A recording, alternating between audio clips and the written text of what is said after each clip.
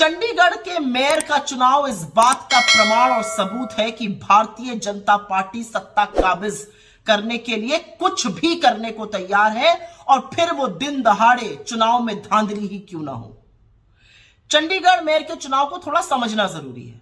आम आदमी पार्टी और कांग्रेस ये चुनाव मिलकर लड़ रही थी। हमारे साझा उम्मीदवार कुलदीप सिंह थे, भारतीय जनता पार्टी के उम्मीदवार मनोज सोनकर थे। चंडीगढ़ नगर निगम में 36 वोट हैं मेयर चुनने के लिए।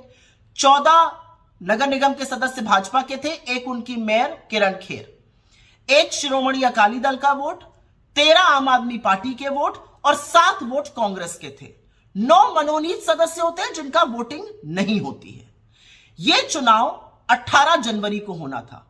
पीठासीन अधिकारी अनिल मसीह, जिनके भाजपा से अत्यंत प्रगाढ़ संबंध हैं, जो मनोनीत सदस्य हैं, जिनकी भाजपा में खूब आवभगत होती है, उनके तमाम वीडियो और फोटो वायरल हैं जहां पर भाजपाई उनका स्वागत करते हैं, वो पीठासीन अधिकारी थे। 18 जनवरी को वो यकाएक बीमार पड़ के अस्पताल में एडमिट हो जाते हैं, चुनाव टल जाता है। हम पंजाब हरियाणा हाईकोर्ट गए। पंजाब हरियाणा हाईकोर्ट ने यूनियन टेरिटरी के प्रशासन को निर्देशित किया कि चुनाव 6 फरवरी को नहीं 30 जनवरी को होगा। चुनाव हुआ। भारतीय जनता पार्टी को 16 वोट मिले, 14 उनके नगर निगम के सदस्य, एक किरण खेर और एक शायद शिरोमणि अकाली दल का, मिलाकर 16 वोट मिले। आप और कांग्रेस के साझा कैंडिडेट को 20 वोट मिले। सीधी जीत हमारी थी। लेकिन पीठासीन अधिकारी अनिल मसीह, जिनके भाजपा से प्रगाढ़ संबंध है, उन्होंने हमारे 8 वोटों को अवैध घोषित कर दिया। और वीडियो में साफ दिख रहा है कि कैसे वो उन वोट बैलेट पे लिख रहे हैं, उस पे लाइन बना रहे हैं, और कैसे उसको झपट्टा मार के वो लेकर चले गए जिससे विपक्ष के लोग उसको देख भी ना पाए। तो ऐसी क्या मजबूरी थी? क्यों जरूरी था कि भाजपा के मेयर के कैंडिडेट को येन तेन प्रकरण जिताया जाए? क्या आज न्यायपालिका चुप रहेंगी?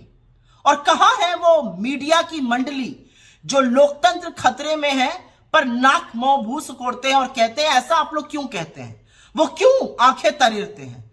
क्या आप इस पर एक शो भी करिएगा कि दिन दहाड़े 8 वोटों को अवैध घोषित किया जाता है, उस पर लिखा जाता है, उसके साथ खिलवाड़ किया जा रहा है, ये कैमरे में कैद है। क्या आप इस पर एक भी शो करने को तैयार हैं?